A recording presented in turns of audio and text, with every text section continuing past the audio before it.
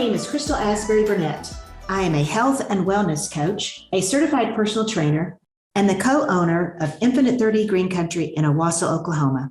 And I'm pleased you've joined us for this episode of the Infinite Possibilities podcast. In each episode, we provide you with inspiration, insights, and ideas that can help you personally unleash all of the infinite possibilities in your life. In this episode, we will be speaking with Andy Wood. Andy is a life and casualty insurance agent and also has experienced the Infinite 30 program. His wife did the program, and in the conversation, we talk about her experience, but there's also a hidden gem in his story. I hope that you will listen to see what that is. I also was very surprised at how health is related to life insurance. I knew that health insurance, they looked at those things to see where your health was, but I really wasn't aware of how an impact of your health is in the application of even a life insurance policy. So we will listen to his conversation and see if you can hear what I understood to be a very interesting surprise to the lifestyle change that his wife made. Also in this episode, we're going to talk about, have you ever felt stuck? Just can't get things done, either procrastinating with your weight or health issues or work or family, every aspect of your life. So I will be addressing how to be stuck, how to be unstuck, and some things that I can guide you with that. As well, in this episode, we will be speaking to you about consistency. It's our wellness word for this podcast. So please stay tuned as we listen to Andy share his story about his experience with Infinite 30 and also how his health and his family's health choices have affected his life.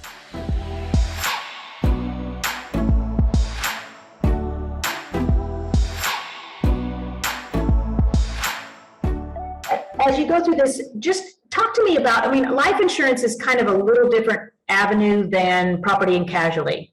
Yeah. So when you're sitting down with people and you're talking to them about life insurance, kind of what's your perspective on health and that connection to what life insurance is for someone? Really, you can attack this, or you can look at this from a couple different perspectives. Number one, the healthier you are, the less expensive life insurance is going to be. Everybody's always concerned about price. That's important to me as well, too. But the healthier you are, the better your price is going to be. But then also too, I also walk down the road with people as far as why do you need the life insurance, the reasons behind it. I am not a financial advisor, but kind of the building blocks of a sound financial, safety net, a sound financial, program. Really, life insurance is a foundational piece to that.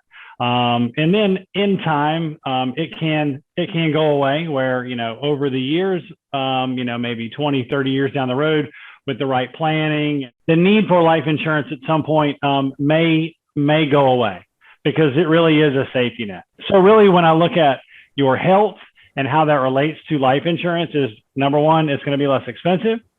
And number two, as you are healthy and you move through stages of your life, you can change life insurance products from one to another as you age, because one type of life insurance isn't necessarily always going to be the best one for you.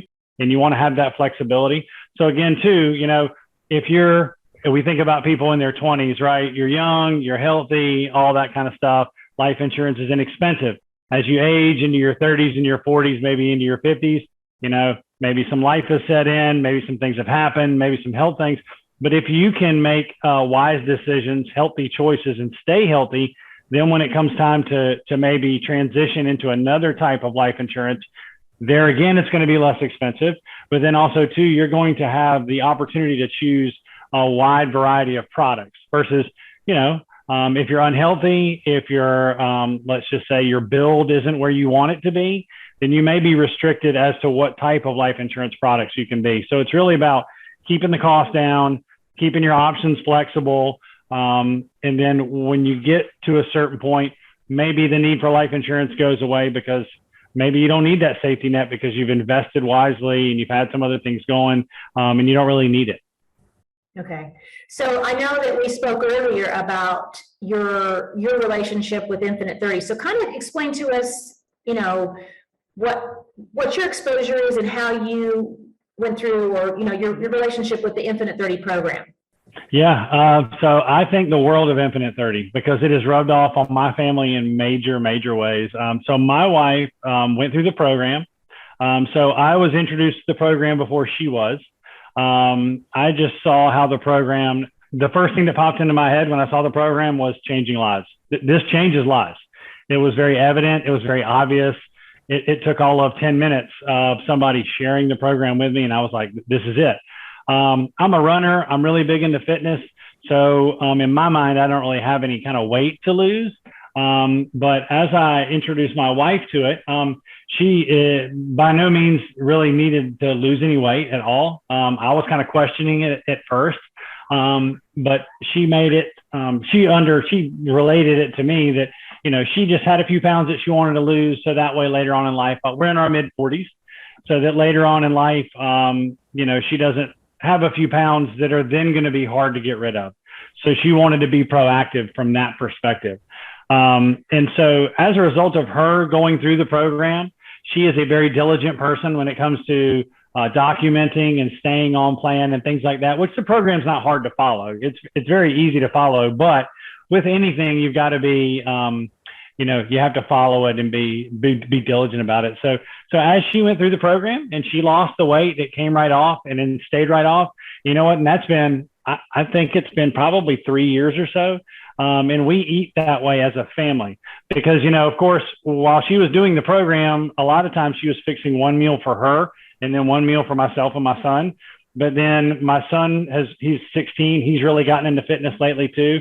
And so we just adopted this, you just cook the meal and we'll all eat it.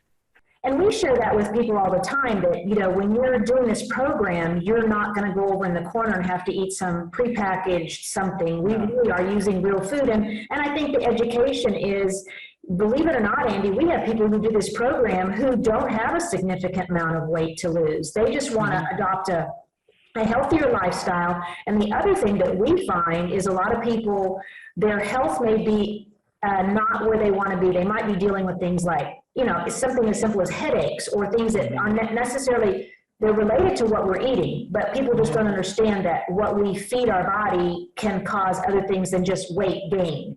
And that's what, I always tell people. But I love the fact that it's been adopted by your entire family and that you guys are kind of living and breathing it every day.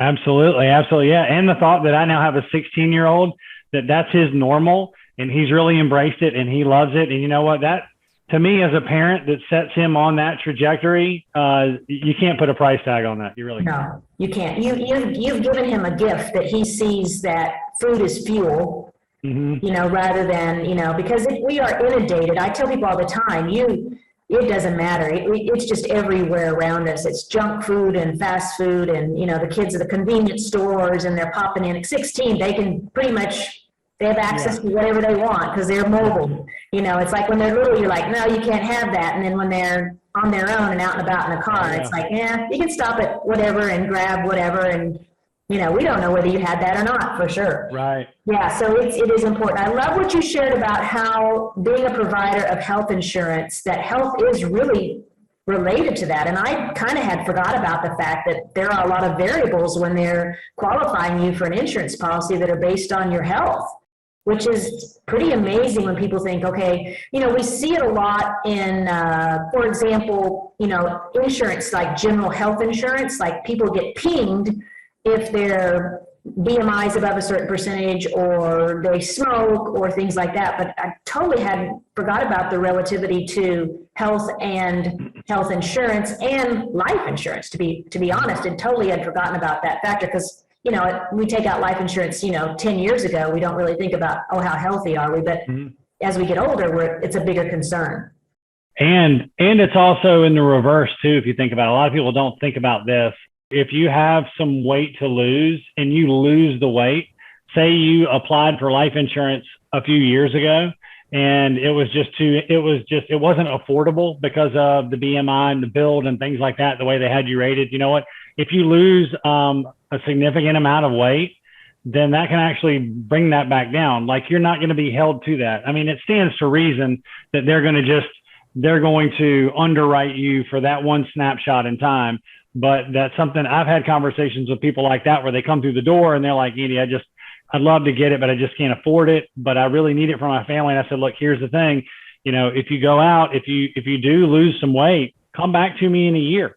It's the same thing with people smoking. You have to give it a little bit of time, but you can come back and then you can qualify for a lower amount. And also too, if you have a policy already in place, then that doesn't mean that in a couple of years, if you get on this healthy eating plan and lose the weight, that you can then replace that, that policy with something that's even better. So there are a lot of options when it comes to that. Yeah, that's pretty amazing, because you really are, in a way, you're kind of guiding them to say, if you can do these things, then we can get you a product or a life insurance that is more affordable for you, because you have lost the weight, or you have adopted, or like you say, just something as simple as quitting smoking or losing some weight, which really does help people a lot. Mm-hmm. So those are things that are really important. So you've shared with it that has made an impact on your, on your personal life. Do you see it? Do you think about this? Do you think about when people walk in and they see you as a healthy person, do you think that makes an impact on your clientele or someone that's talking to you about life insurance or insurance in general? Well, I think it does, because I share lots of stories. Again, going back to, with me, it's all about just building the relationship and then letting the story and the path just unfold in front of us. So for me, I share a lot of stories.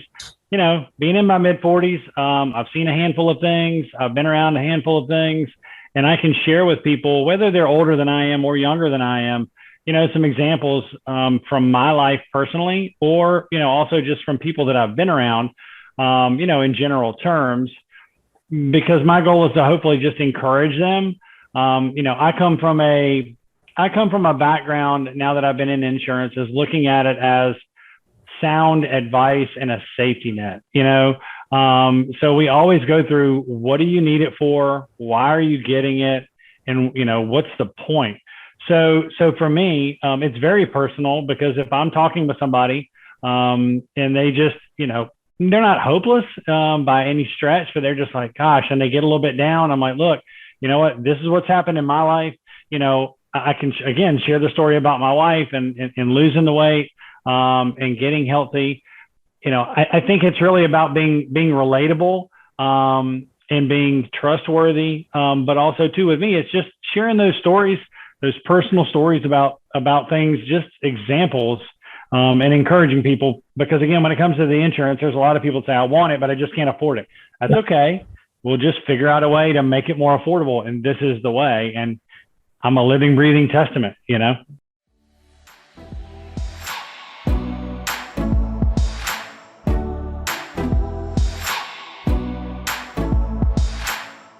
As we continue this podcast, I would like to ask you the question, have you ever felt stuck? Well, recently I had a friend ask me that question. And at the time I thought, I'm going to have to think about that. After thinking about it some time, I did find an area of my life where I was stuck. We can all get stuck in different areas of our life. We can get stuck in health and wellness. We can get stuck in our career, our work, our business. We can get stuck in relationships and how we love those around us. We can get stuck, unbelievably, in fun and happiness. So what I want to address is what I found through that process of understanding where I was stuck and how to get unstuck. So think about a gas tank. So where are you? Are you in an empty tank where you're just totally depleted? Just there's nothing there. Are you at a quarter of a tank where you feel like you're okay, but are you really where you want to be? Think about a half tank. You got energy, but is it as full as it should be in that area of your life? 3/4 of a tank? It's getting better. You see things are progressing. Or are you one of those full tank people? We all know them. We all have friends that are like that. It doesn't matter what's going on in their life. They've got a smile on their face and they see the positives. So I want you to really think about that. Where are you? From an empty tank to a full tank. As going through this process, the area that I saw in my life was in the health and wellness. And as you may know, I am a trainer. I am a nutritionist. I lifestyle coach. but I had a gap and I had to figure out how to fill it. So just quickly, my story was I have an injury and my excuse was the injury. Oh, I can't do that because of this injury. And I wasn't not exercising, but I was definitely not exercising where I had been. My nutrition was okay.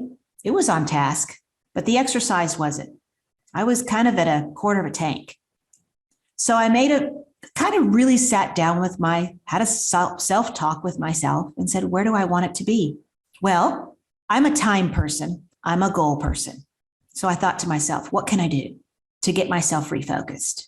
Well, number one, I had to get rid of the excuses because I had them. I'm injured. I'm going to have surgery. I shouldn't do this. Okay, those were all excuses. Some of them were truths, but they were excuses. So my birthday's coming up in a couple of months, July 15th. I thought, okay, I have 90 days to my birthday. In the next 90 days, I'm going to do this. And I made myself an exercise agenda. Nothing major, but an increase because I need to go from that quarter tank to a full tank. I'm in my 60s and exercise is important as well as nutrition. Now, I will tell you, and I tell people this all the time, it's 80% nutrition, 20% exercise. Always will be, no questions. If you don't eat right, sometimes you can out-exercise a bad diet, but not for long. Eventually, it will catch up with you. So I want you to examine your life. Where are you in those areas of your life? Is it in health and wellness? Is it in your relationships? Is it in your work? Is it in fun and happiness? Because believe it or not, that was my second one. Am I having the fun and happiness in my life that I want? And I can say that I'm not where I want to be, but the exercise was the big one. So I think we could all look at those areas of our lives and say, where are we stuck? Analyze it, really sit down and think about it. I took the first one. I had some other areas, but I had to really look back and figure out what can I do to get unstuck. All the power of becoming unstuck is in my hands. So take some time, reflect on that yourself, and figure out what you can do, even in just the next 90 days.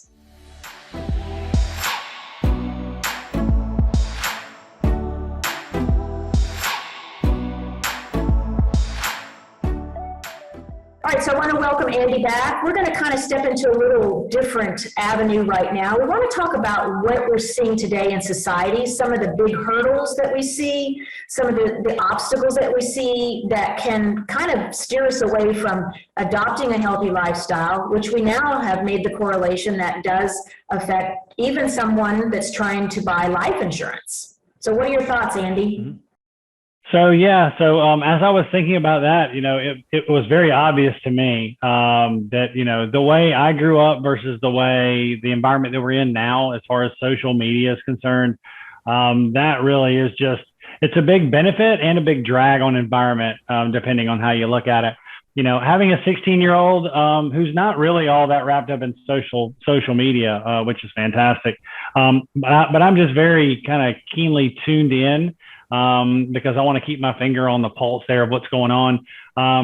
So for me, it's, that social peer pressure, both good and bad, because here's the thing, with social media, you can see people, and we certainly know that what people share on social media is maybe not reality, but yet we still feel like, man, we can attain that. We should be there. There are these expectations that we put on ourselves, but also too, it can be beneficial because we can, if we do get tuned into the right people, that we can really get plugged in with people that are real living, breathing examples, role models, if you will, that we can follow.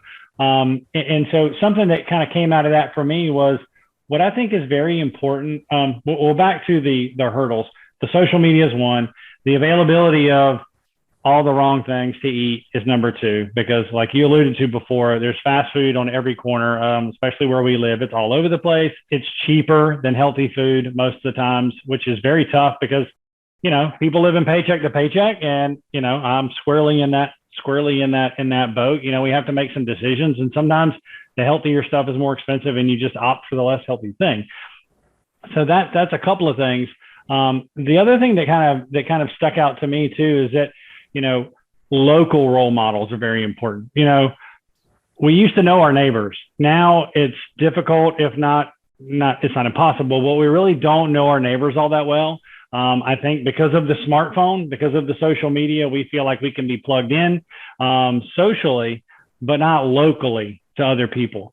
So for me, when I was thinking through this, I was like, what's been very beneficial to me is have some local role models that live a healthy lifestyle. And then that then brought me back to my own family and the fact that we're living this way so that we're models for my son, and he gets to see this right in front of him every day, day in, day out.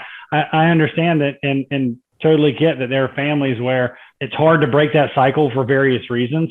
But if you can, it's a wonderful thing. And I feel like we've done that in our family. But even for those that don't live in an environment where they see that, maybe they can see that somewhere else locally.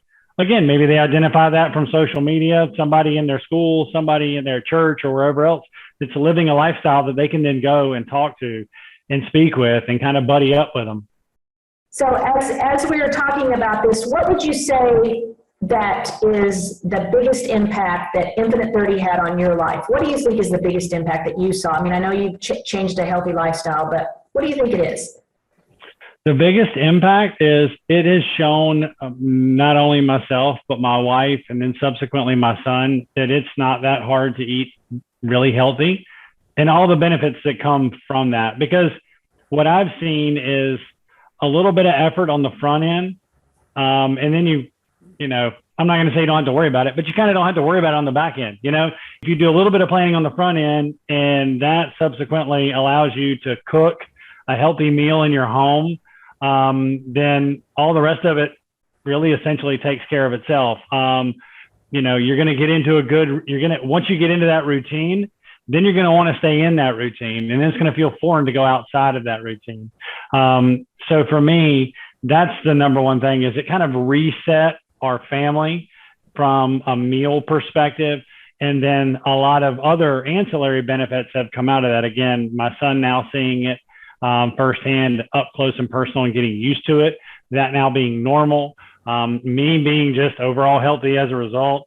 My wife, lost a few pounds, they're off, and she's just continuing to get healthy and healthy.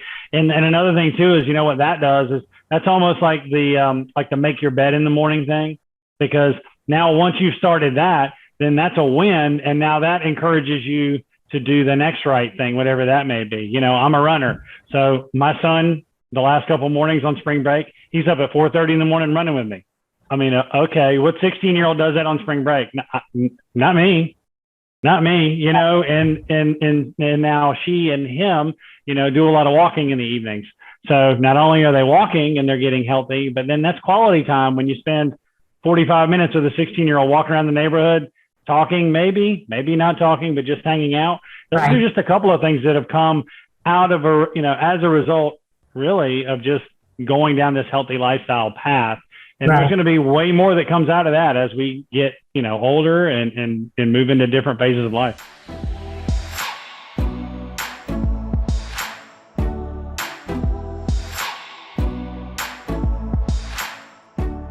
Well, I hope as you've been listening to this conversation, you've been find out the gem that you heard about in Andy's story. I'm going to give you a little insight. The gem that I heard in his conversation was the impact that it had made on his son. His teenage son was seeing a role model that his parents were doing, that they were attempting health from a different perspective. It's not a diet, it's a lifestyle. They've chosen to eat differently for the rest of their lives. Their whole family is impacted on it. What an example we can be for our children. Are we the example we want to be? One of the greatest areas of growth in obesity, unfortunately, is in our youth. We're seeing children at a very young age dealing with obesity. When I was a child, many, many moons ago, there wasn't such a situation. Unfortunately, a lot of it is situational and environmental. And what I mean by that is, just from my office to my home, I pass 15 fast food restaurants. And I can tell you that anytime I drive by them, they're full. There's people in line. There's parking lots are full. And that's what we're feeding ourselves. So I hope as you think about the possibilities in your life, as you look at yourself as an example, what are we doing?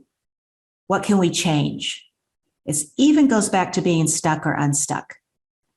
We all have the power within us to make changes. Are changes easy?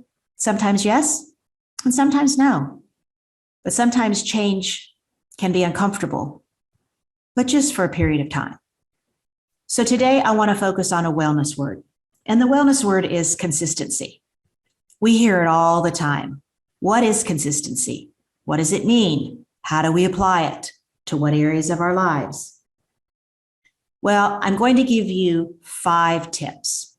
So if you have a piece of paper and a pencil, now's the time to take some notes. Number 1, make a conscious decision to remain consistent. Now think about that. I want you to say out loud to yourself, I am committed to remaining consistent each day in my goal. I'm doing this. Just those words, 2 small sentences can change your life. But you have to repeat it over and over to yourself, or you won't be consistent. Tip number 2, revise your concept of time.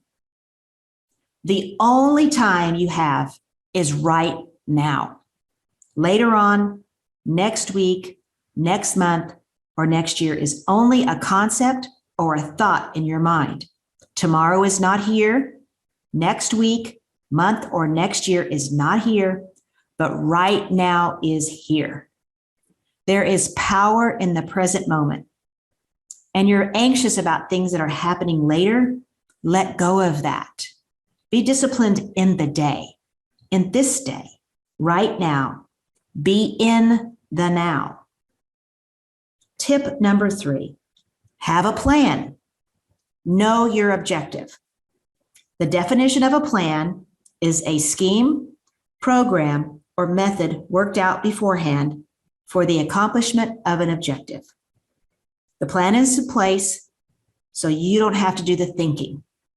We do that even with our Infinite 30 program. We lay out a plan, an eating plan for an objective. What is our objective? Tip number 4, remember the feelings and thoughts are temporary and subjective.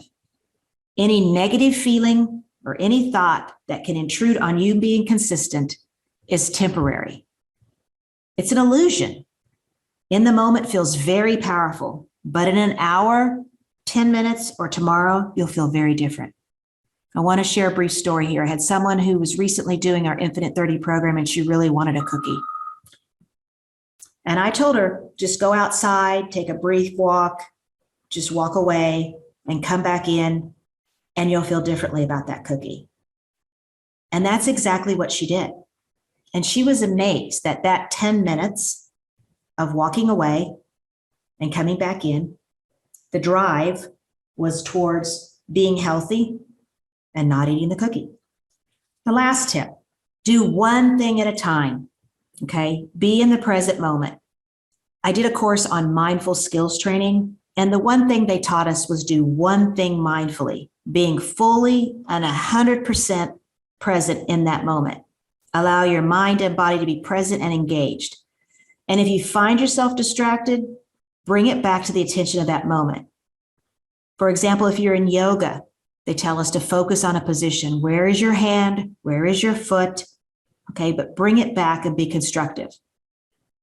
These 5 tips are very critical to being consistent. Okay, so I always tell people these 5 tips will help you. These 5 tips actually help me with my unstuck that I spoke about earlier. Got to do something simple. I got to have a time frame. I got to push away the distractions. I got to be in the now. It's real easy to say next Monday, I'll start that, whatever.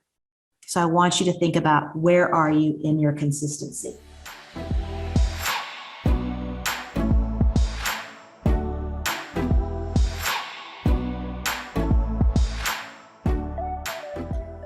So in closing today's podcast, number one, I want to tell you, thank you so much for taking some time to listen. But I want you to take one big takeaway from today. Number one, I want you to think about where are you in your life in this present moment? We talked about with Andy about his wife making a change in her eating plan affected their entire family. It's also helped him with having a different perspective on even his clients who come in and are looking for life insurance. I also want you to think about the being stuck or unstuck. Where are you in your life? Where do you want to be? Where do you see yourself in 90 days? Think about where you're at. And I will tell you that the wellness word for this month also ties into that. And that consistency does pay off. It does. It always will. So the big takeaway for us as we close this podcast is that no matter your age, your physical condition, your weight, or even your emotional state, you can improve your health and the quality of your life. You can get started on your wellness journey, take it one step at a time, and you will see results.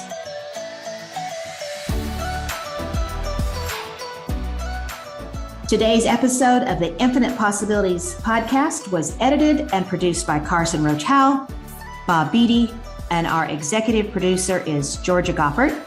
I'm Crystal Asbury-Burnett. Thank you so much for joining me. You can reach me at infinite30greencountry.com or other facilities across the nation at infinite30.com. We'd love to hear from you and get your comments about our show, as well as any wellness and nutrition questions you might have. Make sure to follow us on Apple Podcasts, Spotify, or whatever podcast platform you use. And if you've enjoyed this episode, please leave a review, pass it along to a friend. And until next time, I hope you experience a life with infinite possibilities.